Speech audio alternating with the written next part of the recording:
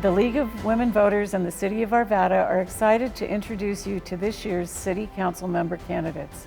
The League of Women Voters is a nonpartisan grassroots organization working to protect and expand voting rights. We empower voters and defend democracy through advocacy, education, and litigation at local, state, and national levels.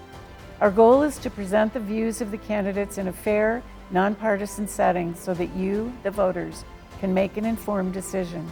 All candidates whose names will appear on the ballot were invited to participate. The League of Women Voters provided all of the questions and takes no stand in support or opposition to the candidates. The views expressed here are those of the candidates, not the views of the Jefferson County League of Women Voters or the City of Arvada. And with that, let's meet the candidates. I'm Mike Griffith. I'm running for the at-large seat. I've lived in Arvada since 2014, so a little over 10 years. And one of the big reasons I'm running is the same reason why folks are tuning into this. Basically, I care about the future of my city. I care about the future that my kids are going to experience in Arvada. And a lot of the same challenges that folks at home are finding with the roads, with overdevelopment, with home prices, housing and homelessness, these are issues that I care about. And I think it's important that we elect leaders that understand the complexities that are involved. My background in transportation, engineering, and design, and my time as chair on the Planning Commission are all relevant to tackling those issues. Hello, my name is Denise Vargas, and I'm glad to be here with you today, running for Arvada City Council at-large seat. I'm a Colorado native, raised in Lakewood, and for the last 11 years, my family and I have been proud to call Arvada our home. At the heart of my campaign are the 3 C's: connection, conversation, and community. Connection means bringing people together across differences. Conversation means being willing to engage in the tough but necessary discussions.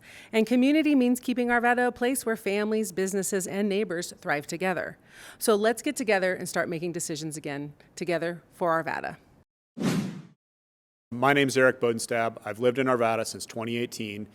I have 2 children here, and my wife Jennifer, who's a teacher, works at Jeffco Schools. Myself, I'm an engineer by trade, civil engineer. I deal with parking structures primarily, and I decided to run mainly because the incumbent was not being challenged. Over the course of about 9 months when people were coming into the election, no one challenged Mr. Moorman in District 1. So I thought it was important that we have a competitive election. It's good for Arvada. It's good for whoever ends up winning it, and we'll see what happens in a few months. Hi, I'm Randy Moorman. I'm running for re-election for District 1 for the City of Arvada. 4 years ago, I ran for City Council because I wanted to give back to the community that I love. And while on City Council, I've had the great opportunity to meet residents from Lake Arbor to Davis Lane Park, and together we've been able to make a difference in our neighborhoods and in our community. We've protected our streets, made them safer, we have cut down weeds to protect our homes from fires, and we've even filled some potholes. I'm running for re-election because I believe in community, I believe in the power of what we can do together to make Arvada a better place. My name is Rebecca Levison, and I am running for Arvada City Council District 3. And I wish I could tell you I have a magic wand and answers to every question and 3 solutions to every problem. But alas, I do not. I just have my compass. And that is my values. And I have 3 of them: bravery, growth, and reliability. I am running to lead the conversations that shape our community and to make decisions with you. Hi, my name is Aaron Scoff, and I am running for the Arvada City Council District 3, Old Town Arvada seat, coming up in just a few weeks for the election here. A few things about me. I am an Arvada native, Fremont, Oberon, and Arvada West High School. I have a 14-year-old daughter. We live in Old Town Arvada. She's a Pomona kid right now. I have always loved Arvada. I'm a native. I live in Old Town. My dad had a house at the top of the Ward Road Hill, 67th Avenue. So very accustomed to Arvada and very loving of this beautiful city that we have. So I'm excited to be part of the new and upcoming age of Arvada and its progress. What steps will you take to address the needs of the unhoused and the affordable housing crisis? So let's talk about that in 2 steps. The first one is that we have to address the need for cold weather sheltering immediately. Right now, we have no real plan in place. We have some ideas about vouchers and some agreements that are starting to gel, but we need to figure out what we're going to do for this winter so that folks aren't left freezing in the cold. That's a humanitarian crisis that I think has a city-scaled solution where we can keep people from suffering. That's got to be done. The other side of it is affordability, and I think one of the biggest issues that we have, if you talk to any developer that's doing business in Arvada, they'll tell you that it costs about $200,000 before you even build anything, just in permitting costs and water tap fees and impact fees. So I'd like to work with city staff to look at opportunities to create a sliding scale so that it might be cheaper to build smaller, more affordable housing products in neighborhoods where it wouldn't be out of character, but it would actually be within scale and size. So affordability and also humanitarian efforts, I think, are needed at the city scale to address these issues. I think my first step would be to assess what's happening, right? Look at what we already have in place, what seems to be working, what doesn't seem to be working, having conversations with leadership that's already in place that is addressing those things, and see what they're already doing at this point. Having worked with the unhoused population for a long time, the first and foremost thing that typically people need is housing. So affordable housing, accessible housing, that's also visitable, right? That isn't just someplace unseen where it's difficult to get to and we aren't able to appropriately access services for those folks. We would probably need to engage nonprofits. We would probably need to engage other entities that help to construct affordable housing that is visitable, and I like that idea. So getting and then looking at how we're already using land, what exists that we can then help folks to thrive in our community. And so, I think unhoused people, they're not looking to be unhoused, but they are looking for community. So I think that that's the other piece, is that they need to, that's why they live together, and that's why they help one another. And so reestablishing a sense of community for those folks just in a healthier, better way. I'll work with the county to address, the issues of, the unhoused. It's not just a City of Arvada problem. It is a county-wide, if not region-wide, if not national problem. We do want to look at the root causes of homelessness or the unhoused, and I think we do need to make sure that everybody adheres to whatever laws that we're expected to follow on the streets. Everyone should be expected to follow on the streets at the same time. I would be in favor of finding a navigation center if we can find the appropriate site and engage any nearby residents prior to purchasing and or selecting a property. We do need to find more shelters for the unhoused, and again, I would work with the county on that one as well too.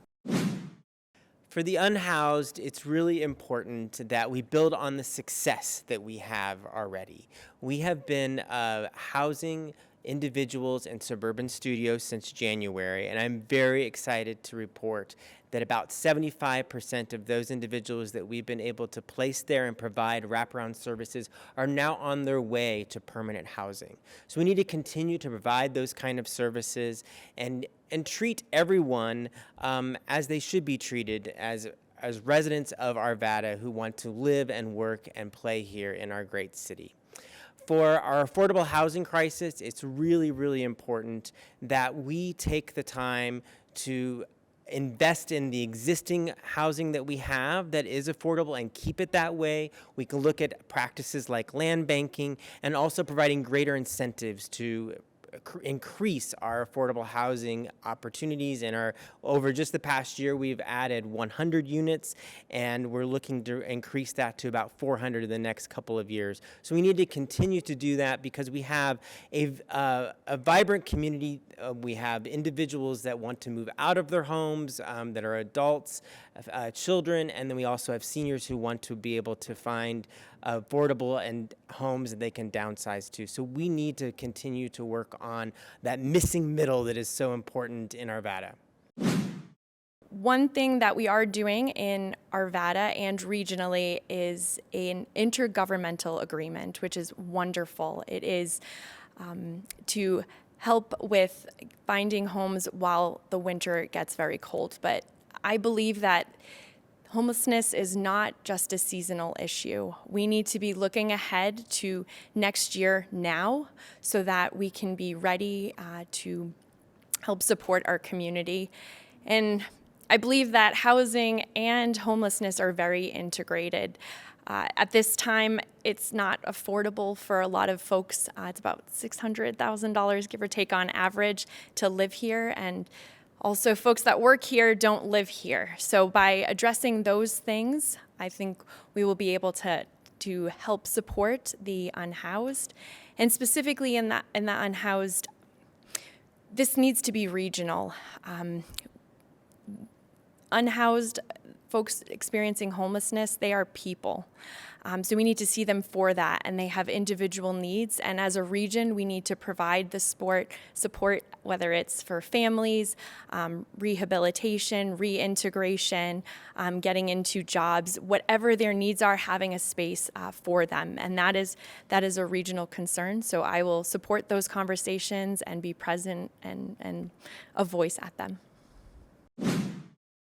I am running pretty much primarily on the stance of the homelessness issues that are in Arvada. I have a strong belief that we have a long way to go. Being an Old Town Arvada resident, I've seen it sort of decline in the amount of homeless folks that are living in the area. I'm extremely sympathetic to those that are have been displaced through socioeconomic issues and, potentially things like a landlord having sold a home and putting a family out into homelessness issues. My concern is more of the, let's call it the problematic cases that are in the Old Town Arvada area where, there's just this this growing and increased presence of folks that are unhoused, homeless in the Old Town Arvada district that, in my opinion, are affecting the local businesses. And I would like to see some action taken place on that. My website is fairly clear, aaronscoff.org, on what my methods will be. My methods are different than what other people think. I am of the approach of revisiting the navigation center, but also going through a new three-part approach of contacting, offering services, and then when needed, enforcing. What policies would you support to reduce traffic congestion and promote effective growth management in Arvada? This is a perfect question because traffic and growth and housing are all interconnected. I don't know if most of the voters know this, but about 80% of our residents leave every day to go work somewhere else. And most of the folks that are working in the city, around 80%, almost the same number, are coming in from elsewhere. They're coming in from Aurora, they're coming in from Lakewood and Golden and Boulder. And so we almost swap population every single day. And we do that because we don't have the high-paying jobs that you would need to afford the average price of $650,000 per home in Arvada. So we don't have those high-paying jobs here, so you have to go work elsewhere if you live here. However, if you work in Arvada, you don't make enough to buy a house here. So we're swapping positions. So these two issues of housing and traffic and infrastructure are directly related. If we had more attainable housing options in the city, then folks that worked here could actually live here. And then there wouldn't be this mad dash to get in and out of the city every day in the morning and in the evening, and our roads wouldn't be as worn down, and we wouldn't have as much traffic. So housing's a big part of it, but the second piece that's absolutely critical is that we look at our signal timing. Currently, all of our traffic lights are timed individually. I have a plan in place, and I did this in my professional career for quite a while, and I set up a plan for the city to signalize regionally so that we get better efficiencies across the city, and that will be about 30% more efficient after it's implemented. I think I would look at policies that help the city to access grants and funding, bonds that will allow us to either expand certain roads that make sense to expand in Arvada. I know that there is interest in creating different types of transportation that Arvadans can access. And we need to have a balance of those because there's also a lot of drivers in Arvada. And so figuring out ways to balance the infrastructure. And I think I'd be interested in looking at policies that help us to access a way of investing in those things without entirely 100% putting the burden on Arvadans around that, so that it feels equitable and manageable. And I think looking at the comprehensive plan, I know that there's one that exists in our city, and visiting the ideas in that plan and seeing what still might be important to stick with versus, what are we going to have to maybe take off that plate, and see how we can instead direct funding towards effective infrastructure. In order to promote effective traffic management and effective growth management, certain policies I would support. We want to encourage multimodal transportation. For years, and I was on a bike only, and I think there's a large portion of our residents that are comfortable being on a bike for 6 to 12 months a year. So we want to encourage bike lanes, of course, to ease some of the automobile or truck traffic. In addition, I know of a problem point. It doesn't affect District 1 as much, but Indiana Avenue is very narrow. I've seen it myself. It needs to be widened, and we'll have to look at budgeting for that at some point, either with the help of CDOT or other grants. In terms of residential growth or other types of growth, we're looking at mostly infill development at this point. We have about 600 acres of open land that we can develop, and we want to encourage mid-density in those regions, so that our roads aren't facing additional challenges. I'm also aware of a project just right outside the city in District 4, Golden Technology Center. It is calling for a warehouse there with potentially 3,000 trip generations. So I don't think it's actually the appropriate development for that site. So I would look at controlling certain aspects of unsuitable development for certain locations. So to address traffic, I think we need to do two things. One is we need to really focus on how do we create the efficiency of flow of traffic on our arterial streets. And one of the things we can do to address that is to better synchronize our signals between traffic lights. And really we need to upgrade those signals so that they are monitoring the flow of traffic on time and communicating between each other to keep that flow of traffic going. On our neighborhood streets, we need to do the opposite. We need to be able to have safer communities for bicycles and pedestrians. And to do that, we're going to have to look at calming measures, like narrowing our streets and creating buffers between our bicycles and pedestrian pathways. For growth, it's really important that we balance what we're doing in the city and really looking at what are the needs of the community and the neighborhood and making sure that whatever development comes in fits in that neighborhood. And the best way to determine that is to make sure we have very valuable input from our community when we're discussing how we're going to address those changes. Traffic management. I love to bike, and more than once, I also love to make it to city council meetings. My husband and I share a car, so sometimes I bike here, sometimes I take our 1980s pickup. But I found I have gotten lost more than once in going from neighborhood to neighborhood. So one thing I see is we've got to have more connection for folks that want to walk, folks that want to bike, and making sure that we are physically connected through pathways in our community, and I believe that will also bring naturally just connection in our community. So policies I am for are, if you've heard of street diets, so just looking into ways where maybe we can make the streets a little smaller, make this sidewalks and pathways a little bit bigger. One example is Oak Street, where I live. It's the size for two lanes, but it is a one-lane street. You've got Campbell Early Learning. You've got Lincoln Academy, and then Arvada West. So I'm saying let's see if we can make that road just a little bit smaller and make the bike lanes a little bit bigger and have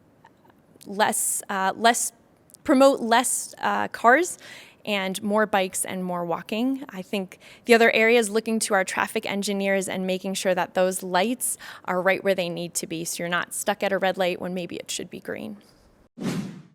Traffic is becoming another hot button ticket issue in the city. The city is growing and gentrifying at very quick and alarming rates.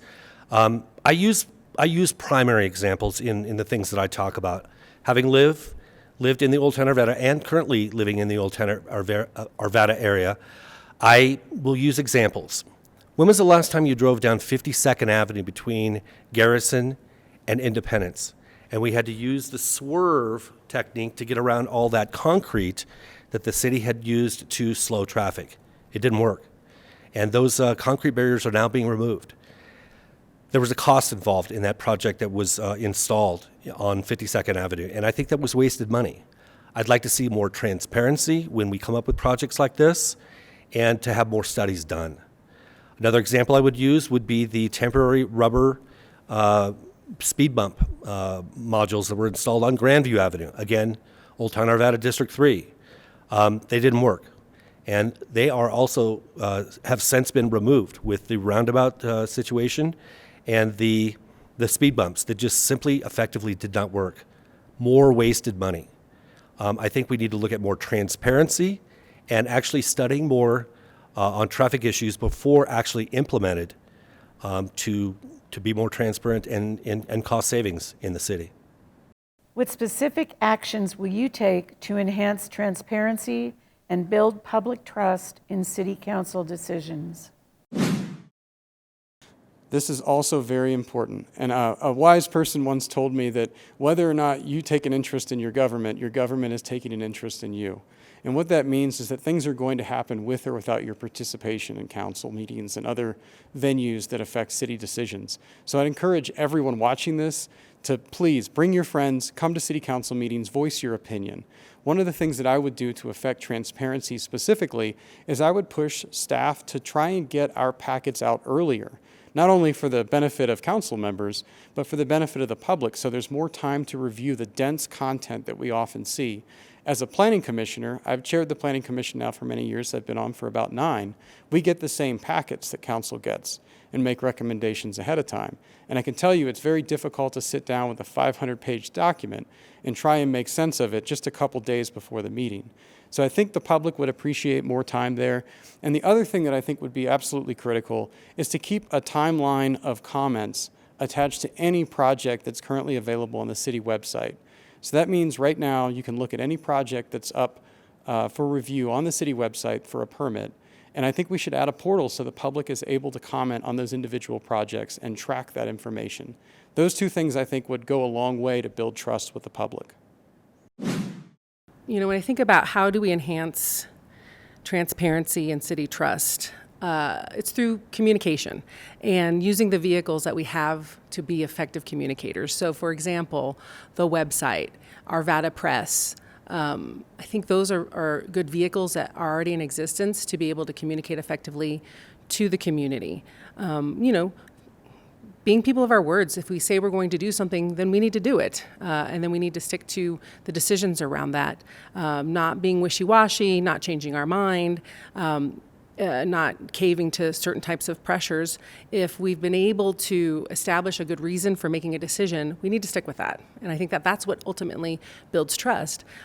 Same concept works in parenting, right? If you are constantly flipping back and forth on your kids, they start to not trust your decision-making process as a parent. And so when you say no, it means no. When you say yes, it means yes. And so following through on those sorts of things, that establishes trust, conducting ourselves in trustworthy ways. I think there's also an opportunity to expand the ways in which people communicate through social media and things of that nature. I know that the sessions are televised and they're put on a YouTube channel, encouraging members of our community to access those forms of how we present and the decision making that's happening at City Council. I would encourage that. Right now, we do need to have online access and for comments with the public during our meetings and planning commissions. It's important that people who can attend in person are able to participate. We should use the technology and not limit it. In addition, up to about 5 minutes of time, about 5 minutes, should be used for public comment. And I won't say in certain cases, but when a more nuanced testimony occurs, then that person should be given more time to make their point and drive home their argument so that City Council hears it. I'm aware of the fact that, in some public comment periods, the same point will get driven home and home again. So sometimes we go for quantity, not quality, and I understand in the interest of time that we've cut it to 2 or less. In addition, I'm probably the only candidate that's mentioned citizens' assemblies as a direct democracy, or a deliberative democracy method in order to enhance public engagement. It works particularly well with land use issues, complicated land use issues that impact diverse groups of people with different needs. With those assemblies, you take 60, 80 people, and they're educated on a particular issue, and then they're able to get expert information on the situation, and then debate and discuss that with their own neighbors, and it usually has a good outcome. To build public trust in city council decisions, it's really important that we focus on community engagement and make sure that that engagement is transparent. So that means that we are clear about the purpose and the use of the public engagement process, that we are authentic, we are using the actual input that we are receiving and that we have requested, and that we're appropriate, so that we are engaging in ways that actually gets results. And to me, it's really important to keep the public informed throughout the process, and that includes closing the loop as we are implementing a new policy to continue to get that feedback and evaluate how we're doing, and maybe go back and make changes to make it better. Public engagement is like the most important thing that we as public servants can do to continue to make sure we are listening and making sure that we are implementing the policies that best serve all of us. One thing I see is consistency. Consistency through communication with City Council. So at this time, some City Council members have a newsletter, some hold coffee. I think we've got to some extent, raise the standard and make it the same. If we're all going to have a newsletter, maybe it's a similar template. We're putting out similar information. You can add your sparkle to it. But that's one area. And then the other areas, if folks want to connect with us in person, having those coffees and different things. Through my campaign, I have a coffee, I have a happy hour, and I have a play date in the park because not everybody has the same schedule. And a Tuesday evening at City Council is not the best time for everyone. So I believe we've got to have a variety of different options. I think it would be great if we can also provide things in Spanish so that we are not only communicating what's going on, but we're making sure that that information gets out in a variety of different ways. I think being present at our festivals, previous chair of the Arvada Festivals Commission, great opportunity. The community is already there. So if we are showing up, we are out and about in the community and connecting with local groups and neighborhood leaders, I think that's how we can find more transparency and hopefully engage the community a little bit more too. I am all about transparency. I'm a resident of this city. I'm not a politician. I'm your neighbor. I'm raising a 14-year-old little girl that I want to see have a very long and rich and fruitful life within the city. This is our home. This is our place where we eat and we entertain and we shop. I'm very supportive of local business, of the growth of the District 3 and of the city as a whole. But I think what we need to do is really just make practical and reasonable decisions through openness. I think residents and constituents coming and presenting in front of the council is a very important role in your part of the city. I intend on being a good custodian of the city. I intend on being there and available when constituents have issues they need to speak about. I will be more than welcoming to public comment at the city council meetings, and I've publicly declared that I will make myself available all day, every Tuesday, during my entire candidacy and during my entire run, if elected, as your city council person for District 3 Old Town Arvada. Tuesday, all day. Come and see me, call me, email me, 303-505-2882. AaronScoff.org is my website.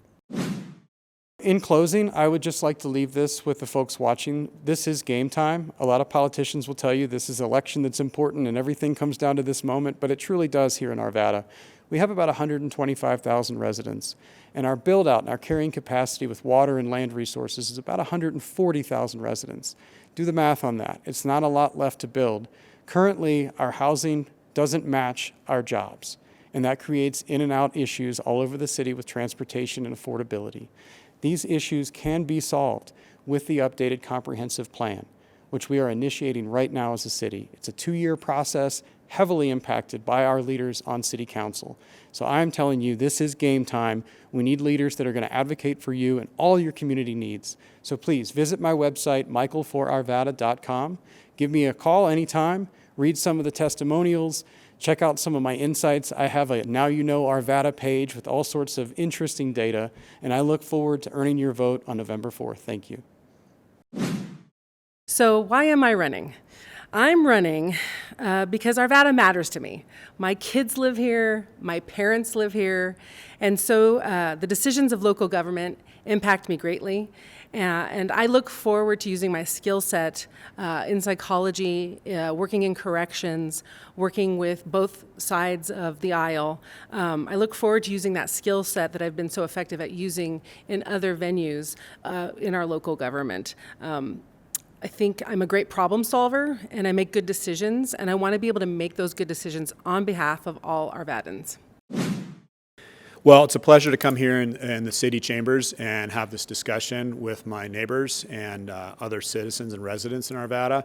Again, I came in because I like competitive elections. I like to see more than just one bubble on a ballot, and I like to give voters a choice. So I think I do also bring a fair amount of unique skills. I don't know the last time Arvada's had an engineer on council, but it's perhaps time to have one again. In addition, I have been a broker. I've worked in the financial sector as well too, so I understand markets, bonds, and so forth. I'm very interested in the Metro District format for development here in Colorado. We might be already built up in Arvada with very few possibilities for those districts coming on board again, but there should be a continuing dialogue and relationship between the existing Metro districts, particularly in District 4, not my own home district, but it should be a continuing dialogue that promotes better government within the city limits. Thank you, League of Women Voters, for this great opportunity to discuss these important issues that are really vital to our community and to the voters of Arvada. I love this community, and I think that we have a great opportunity to move us forward. I really believe in a strong future for Arvada. I was raised United Methodist, and the founder of Methodism, John Wesley, said, do all the good you can in all the ways you can. And this has really become my moral compass. I think every day when I get up, what is the good that we can do right here in Arvada? And it really starts with listening. I listen to the residents of my district and in the city, and I look at how can we solve problems together. Like Deborah, who lives by 80th and Sheridan, or the members of the Lake Arbor HOA, or the residents at 77th and Sims. They've all come to me with different problems, and we have worked together to figure out how we can make crosswalks safer, put up stop signs, or even reopen a public pool that's so vital to the community. With my re-election bid, I am recommitting to the residents of Arvada that I will work tirelessly for our neighborhoods and our community, and together we can make Arvada a better place. My name is Rebecca, with a CK Lovison, kind of spelt like love is one. And love is one community, and real leadership is leading from our heart. This is a nonpartisan role, and I'm going to tell you a little bit about my childhood because that's transparency. I grew up at my grandparents' table where my grandmother, a Democrat, and my grandfather, a Republican, and uncles that just loved to argue. And it was safe to have disagreements. It was safe to have a conflicting view. In fact, it was welcomed. If you had an opinion, you better be ready for those uncles to argue with you. And growing up in that way has taught me that we have to welcome disagreements. We have to welcome different perspectives because that is how we see the full picture.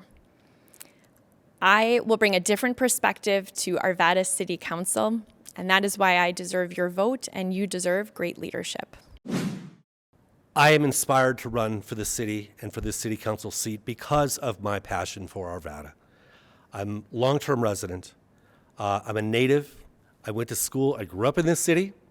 My daughter, passion of my life, is also a thriving member of this community. I would love to see her life expand and go forward in this beautiful city that we call Arvada.